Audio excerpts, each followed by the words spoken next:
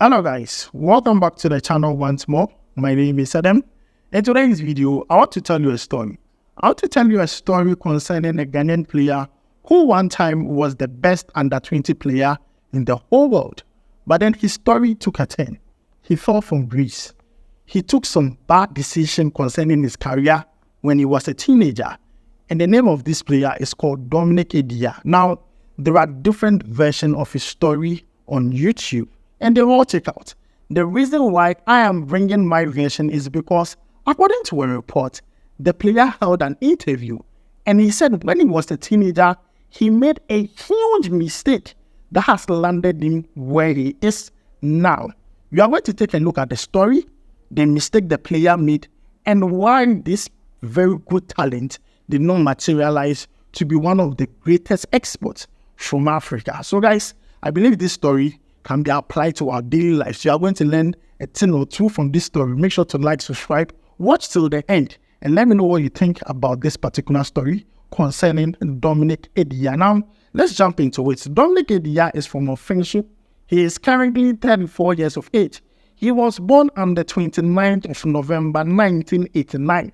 Now, Dominic Adiyah's name came into the limelight in 2003 when he was in his final year at Kumasi Anglican, popularly known as CAS. Now, in his final year, he was playing the Milo games for CAS, that is Kumasi Anglican. He did so well, he was very brilliant and excellent, but then CAS were not able to win the Milo games. But everyone there knew Dominic Adiyah was destined for greatness because a right winger who was very prolific, scores, goals, give assists. Everyone looked at this player and everybody was like, wow, this player is one for the future. So guess what? Whilst he was completing school, he was shuffling that whilst, training with Feyenoord Academy. Now, Feyenoord Academy those days was one of the best academies here in Ghana. It was located at Gongwa Fete. And then Dominic Adiyah, after completing in 2004, decided to focus fully on football. So he was with Feyenoord Academy training and doing, making sure he learns his football and making sure everything went on well. And guess what? He got signed by Bando Heart of Lions. Those days, this is not this Heart of Lions that you are seeing. Though. Those days, Bando Heart of Lions was a huge club here in Ghana. Now, during the Ghana Premier League in the 2007-2008 season, in fact, it was called the One Heart Ghana Premier League. Dominic Adiyah was the second highest goal scorer after Eric Bequin, a player that just came into the league. He was scoring goals. In fact, it was getting to the end of the season. That was when people got to know that, Dominic Adiyah and Eric Bequin were battling for that, top goal scorer position in the Ghana Premier League. And then due to his, very good performance with Bando Heart of Lion, he was able to get a move to Norway to play for a club called Fredrikstad. Now, at Fredrikstad, things really did not start well for him at all. And it didn't do well for him at all. But then what helped him was that whilst he was at Bando Heart of Lions, he played with the under-20 team and they played in the Waffle Zumbi tournament. Now, and that Waffle Zumbi tournament, all the coaches were impressed with his performance. Now, Waffle Zumbi tournament, Ghana went to the finals with Nigeria, but then Ghana did not win. Nigeria beat Ghana on penalties. Even though things did not get to a good start in Fredrikstad in Norway, he still earned a call-up to join the under-20 team in 2019 to play the African Youth Championship in Rwanda. And that game, the finals was played at the Amahora Sports Stadium, and Ghana won the African Youth Championship. And guess what? Two players really showed that they had the capabilities of taking the Ghana team to the next stage. These two players were Ransford Osai and also Dominic Adiyah. Now, Ransford Osai was awarded the top goal scorer in the African Youth Championship, and also Dominic Adiyah was the player with the most assists. He gave 4 assists and scored a single goal during the African Youth Championship. And then after that, Celestata believed they had a very good team for the Under-20 World Cup in Egypt. So we had the likes of Dominic Adiyah, Ransford Osai, the likes of Andre Dede Ayew Ajimambe. You can name them. These players formed the Ghana Under-20 team that went to the World Cup in Egypt, and they won it. They went to the finals with Brazil and won it. And Ghana became the first African country to win the Under-20 World Cup. We became the first African country to do that. And you see, after the tournament, Dominic Adiyah was awarded the Golden Shoe for the top goal scorer. He scored 8 goals in 7 matches. Not only that, he was also adjudged the most valuable player of the whole tournament ahead of players such as Alex Teixeira and Go. There were big name players playing in that particular Under-20 World Cup. And Dominic Adiyah topped almost all of them. So exactly in 2009, Dominic Adiyah was the best Under-20 player in the world. And a lot of teams were after his signature. The likes of Sampdoria, who already made an offer, the likes of Arsenal, PSG, they were all interested in signing Dominic Adiyah because this player has just been adjudged the best player or the most valuable player at the end of the Under-20 World Cup. All the big teams in Europe wanted this player. And according to his agent, Julian Hammond, he said, see, they were receiving offers up to a point where themselves, they did not know which team the player was supposed to go to. But as a young player, if you are given an amount of 1 million euros at the age of 18 or 17, I'm telling you, it will sway you. This is how AC Milan were able to get their hands on Dominic Adiyah. So Dominic Adiyah, after the World Cup, signed for AC Milan. Now, when he signed for AC Milan, it became a huge news because this young Ghanaian player, who was adjudged the best player at the end of the Under-20 World Cup, is coming to AC Milan. Now, at that time, AC Milan had the Galacticos. It's not the AC Milan we see now. Those days, AC Milan, they had Beckham, they had Ronaldinho, they had Inzaghi, they had Pirlo, they had Pato. All these players were at AC Milan, and an 18-year-old boy from Ghana here was going to AC Milan straight from Fredrikstad, where even his opening season, he did not even get things right. So everybody was surprised. But we were all excited for him because AC Milan was a very, very huge thing for the player. But guess what?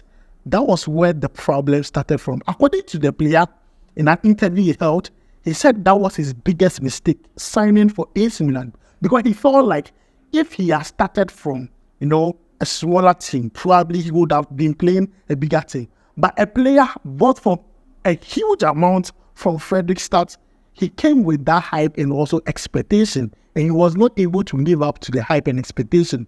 Because of that, it just went from downwards from that end.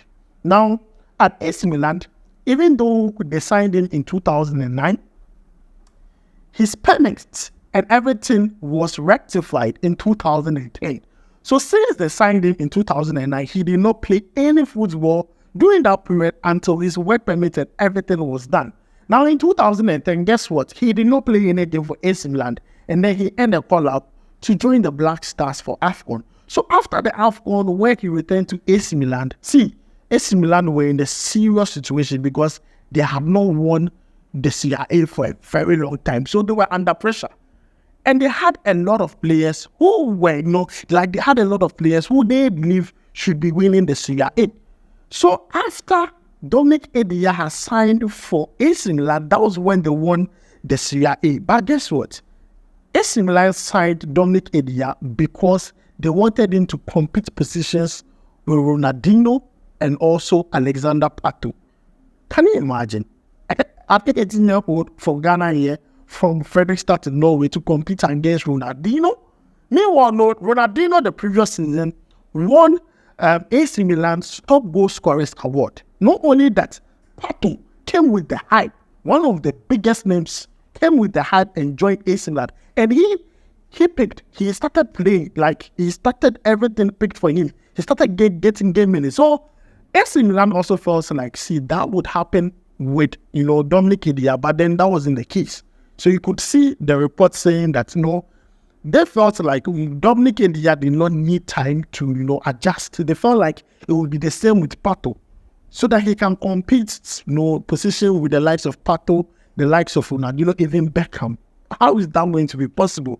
But because the player was not getting a lot of game time, he had to leave on loan. Now he left on loan to, teams such as Regina, where he scored only one goal. And then Regina, that loan move cost 1 million. Another huge money. Not only that, he went to Partizan and this one fight, he did not score any goal on loan. He returned back and it was like that until he went to loan at Arsenal Kiev. That was when things picked for him. So at Arsenal Kiev, when things picked for him, he decided to leave AC Milan in 2012. He left AC Milan and signed for Arsenal Kiev. And since then, this player has never been able to get a big team to play. His form has died. His confidence gone. Everything gone, because at AC Milan, he was not able to get even a single minute to play a single game to show that, see, he can do the job.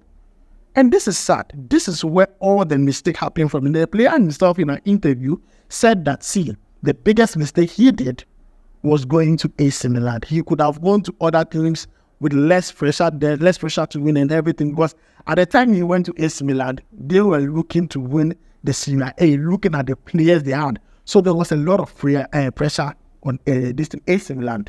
Now listen to this. The reason why I believe the player is regretting the decision he made was because of bad management. Now the reason why I'm saying this is that when you go to Nigeria, when Osimhen was coming up and Osimhen was playing the junior national team of Nigeria and he was becoming the talk of no town, the NFF stood in and made sure that Osimhen signed for the right team. In fact, NFF, they told, the teams to bring their plan for Osimhen. The game minute is going to get, how they are going to develop the player. So Osimhen ended up signing for Wolfsburg. He could have went to any team, PSG, all the big name teams. You can name them. No, but he went to Wolfsburg first. He needed to learn. That was what the NFF did for Osimhen. But you see, the GFA were not able to do that for Dominic Adiyah, because you see, we need to see these players as national assets. When they are young like this, we shouldn't just allow them and their agent to make decisions. The GFA needs to step in so that things like this do not happen. Typical cases Abdul Fattah Ishahaku, it nearly happened. Nearly. Until this player went on loan and he paid. And yes, sir, he would have gotten at Sporting CP. It would have been something that would all be talking about, that another player, another talent gone wasted. But the GFA need to step in. Whenever there's a young talent doing so well and teams are after that talent, we need to step in and make sure we do a lot of management on the side of the player so that the player can develop as a better player for us. Not only that, Dominic Adiyah came with the hype. And once there's hype, there's expectation for you to perform, because your money and everything you receive, people want to see you perform. Same thing, a typical example is Ansu Fati. At Barcelona, the hype was crazy. The next Messi and everything. But guess what? He was not able to live up to the hype. And currently, he's another talent that is going downwards. Downwards. It's not like the talent is not there, it's there. But the player's confidence is gone. And that is what happened to Dominic Adiyah. He says his biggest mistake was joining AC Milan. And I believe that these are some of the factors that led to that decision, because the joining of AC Milan at that point was just a huge mistake for the player. He joined at the wrong time. If it was any other time, fine. But then the time he joined AC Milan, there were big name players in there. And Adiyah was like third, fourth choice at AC Milan. And guess what? Not only that, he was not even adapting. And also, after he was signed, his work permit took a long time before he could get a permit to actually play football. When he had the permit, he went to AFCON. And I felt like the moment where Dominic Adiyah could have changed the narrative was at the World Cup, when Ghana played against Uruguay, where he headed that ball and Luis Suarez used his hand to hit that ball. If he was able to score, the narrative would have changed. Then everybody would have been talking about, this player that was one of the most valuable players in the under-20 team is now scoring goal and putting Ghana in the semi-finals of the World Cup. That would be the first time. And he would have set another record for himself, giving himself another narrative, giving himself another reason why teams should take a look at him. But guess what? Luis Suarez used his hand to hit that ball, and the rest is history. We are here, we have been talking about it and all those things. So guys, this is just my own takes on what happened to the player. I'm sure there are different narratives, there are different versions of what happened to the player. I don't want to go into the teams He played after leaving AC Milan a lot of teams, most of them in Thailand. Currently, he's unattached. There's no team interested in Dominic Adiyah. But this is a player who was once the under-20 best player in the whole world. So guys, that is the story, in fact, a sad story concerning Dominic Adiyah and how things did not really pan out well with the player, with the decision he made to join AC Milan. Instead of joining a team where he's going to develop, AC Milan were not willing to develop any player because as at then, they were pressured to win, the Serie A because they have not won it in a very long time. And looking at the crop of players they had, then they should have been winning it. So they won it in 2011. Yes, that was after a year Dominic Adiyah signed for AC Milan. That was when they won the Italian Serie A. And I mean, this really did not pan out well for Dominic Adiyah at AC Milan. He didn't let him play a single match. That was when my problem is. Like, as a competitive match, he did not play. He was just going on loan like that, in and out like that. He did not. Most of the coaches did not even help. So when Max Allegri came, it was worse. The player did not get some to play. And it really didn't turn out well for Dominic Adiyah, a player who once was top of the world, under 20 best player at the World Cup. And a lot of clubs were interested in him because of one mistake, one wrong decision he made.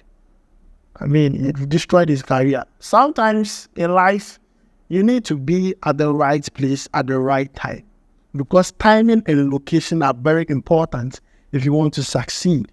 You can't be at one place if you really want to succeed. You need to move. You need to move. As the player, if probably he, had known earlier, he would have sorted advice, or the GFA or the FA here could have helped, like the way they helped in the case of Victor Osimhen. And guess what? Victor Osimhen is a big name now. If Victor Osimhen had decided to join a big team when he was coming up, probably will not be hearing of him because probably he wasn't developed then. He would be playing well then. He wouldn't have learned anything. And I just hope that most players learn from the story of Dominic Adiyah and use to guide themselves. We are also going to use it to guide our daily lives. And this shouldn't be happening to our players. It nearly happened to Fatah Issahaku, but by the grace of God, it didn't happen. And we're happy for that. So guys, this is where I end today's story. Let me know your thoughts about it. If you know the story and I've left out one or two things, let me know it down below in the comments. Thanks for joining me. I'll make sure to see you in the next one. Charlie, we will ride.